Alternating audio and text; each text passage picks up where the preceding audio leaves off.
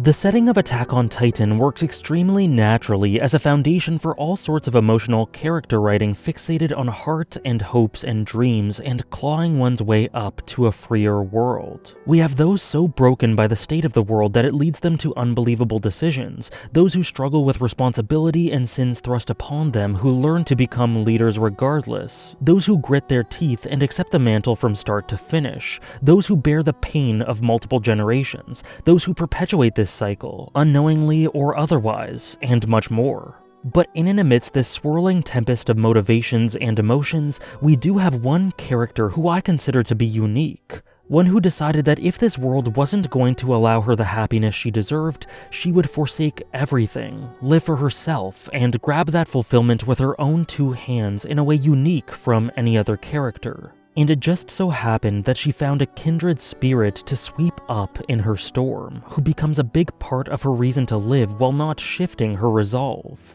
Ymir was formerly no one, a homeless young girl based in Marley, until she was granted this identity by an Eldian cult of sorts that revered Ymir Fritz and worshipped this Ymir as her descendant. Ymir knew she was not royalty, but fulfilled this purpose anyway in order to make those around her happy, to live for others. In time, this illegal cult was found, and Ymir was blamed and stated to be a liar by the man who took her in. In response, Ymir said nothing to dispel this deception, and accepted the consequences of her selflessness. She was abused and derided throughout Marley before being turned into a pure titan by authorities, after which she spent roughly 60 years simply roaming Paradis Island in this miserable existence. Eventually, she unintentionally ate Marcel, who protected Reiner, only to awaken in this otherworldly realm to see the vast expanse of mystical sky spread ahead of her.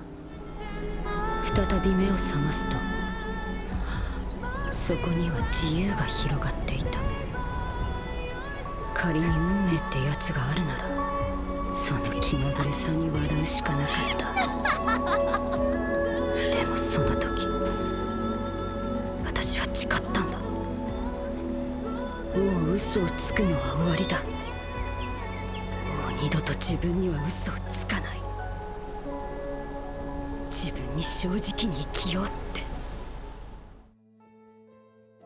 She was mesmerized, and it was here that she understood the true freedom of choice and agency, that the world may be cruel, but she need not bend to its will for others, that it was okay to live for her own happiness. This instilled a resolve and pride in Ymir, which became essential to her characterization. She became a shifter, traveling inside the walls of Paradis and getting by through whatever means she could, before learning of the illegitimate Krista lens, seeing parallels between herself and Historia's false persona, and using these to fuel her yearning to enlist in the Scouts. From there, she grew connections with quite a few, but by far the most meaningful of those was the one she made with Historia. How deeply she knew her, how much she wanted her to learn to live for herself, and in the end, how much she loved her, how much she valued how she made her feel, and how Historia's presence and belief helped Ymir to see this world as so much more beautiful than she's ever known.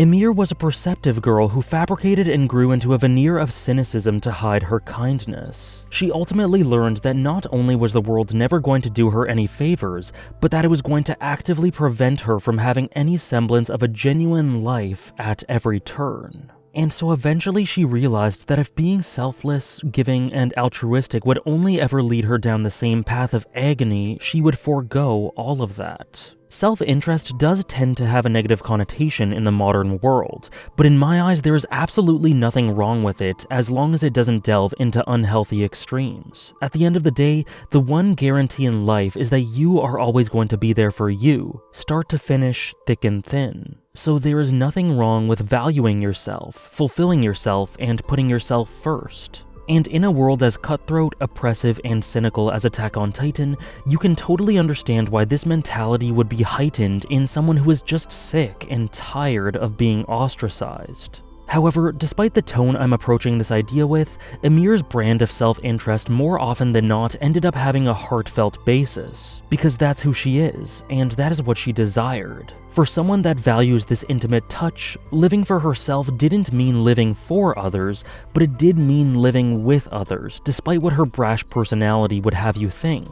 and the lasting impact she had on those around her, and one person in particular, would reflect this heartfelt soul. In seeing someone in Historia, or at that time, Krista, who reflected the sad and unfulfilling way Ymir had lived her life, she took an immediate interest which soon blossomed into attraction and genuine feelings. And as she continues to see the sad way in which Historia lives a lie, she speaks from experience in calling her out on it and telling her that it is simply unsustainable.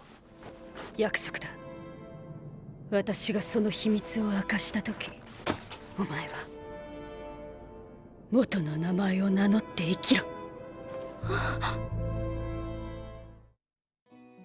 Through thick and thin, existential issues, war, revelations about both Historia and Ymir's identity, and more, the two are able to find an abstract home in one another, and it's solidified when Historia tells Ymir in no uncertain terms that she will always be there for her. It's a give and take. Ymir saw herself in Historia, helped her, grew to love her, and ultimately wanted better for her, affirming her self-worth, confidence, and identity in the process. And in turn, Ymir was able to gain value and affirmation from Historia, telling her she'll never leave her side and that she believes in her.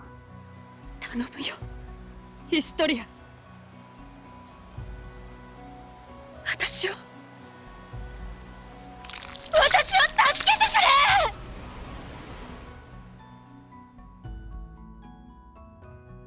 言ったでしょ、ユミル。何があっても私はあなたの味方だって。 For this lonely young woman that was never able to make connections and whose trust was consistently burned, this is everything. And so she decides to live in large part for Historia as a part of her own will, but also to take the advice from Historia that she imparted to her in the first place and make her own decisions here. Live for herself, do what she believes is right and fulfilling. Even if the world hates the two of them, even if living for themselves involves tearing it all down around them, Historia and Ymir both want the other to be happy and to live freely. However, that in itself ultimately meant that Ymir's path had to diverge from Historia.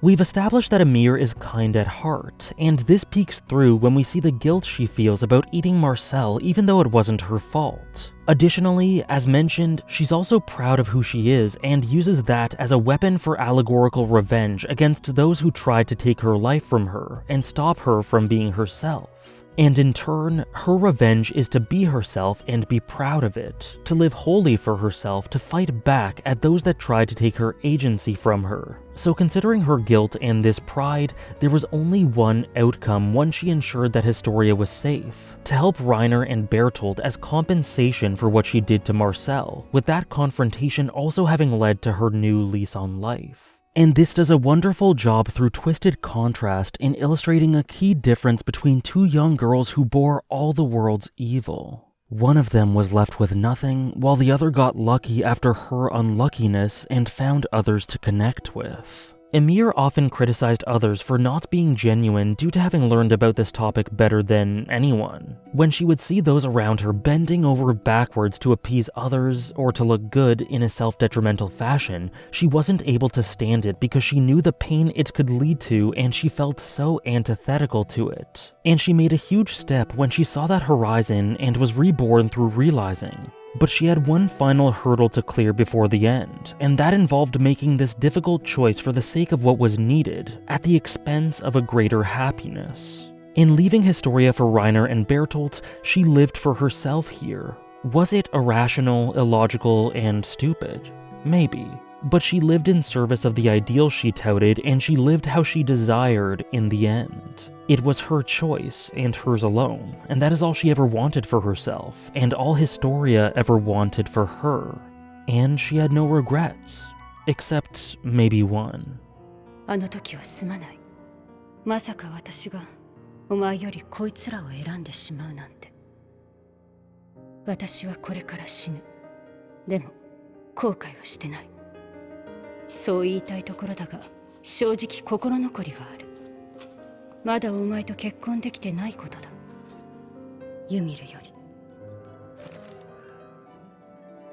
Selflessness without reason, logic, or sentimental value is just foolhardy. And in a world like this, you need to find a way to live for yourself and what you believe in. You need to contribute to a world that will lead to your own happiness, but most of all, you need to live the way you want to live.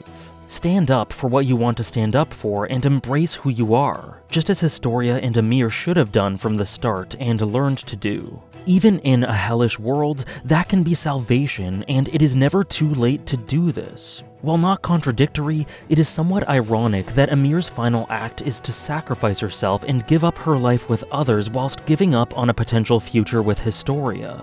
But that was her will. It was her choice, the debt she felt she had to pay. And even if no one could see the logic behind it, she was fully confident and comfortable in making this decision and giving her life for those who were involved in her getting that life in the first place, in a sense. And as such, Ymir died as she resolved to live when she embraced the cosmos that starry night. Freely, proudly, saving the one she loved, and above all else, making her own choices. And that is something to be extremely proud of in a story like this.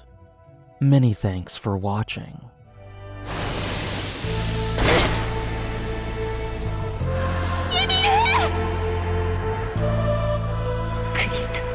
私もだ。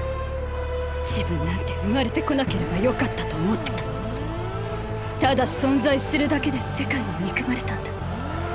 私は大勢の人の幸せのために死んであげた。でもその時に心から願ったことがある。もし生まれ変わることができたなら、今度は自分のために生きたいと。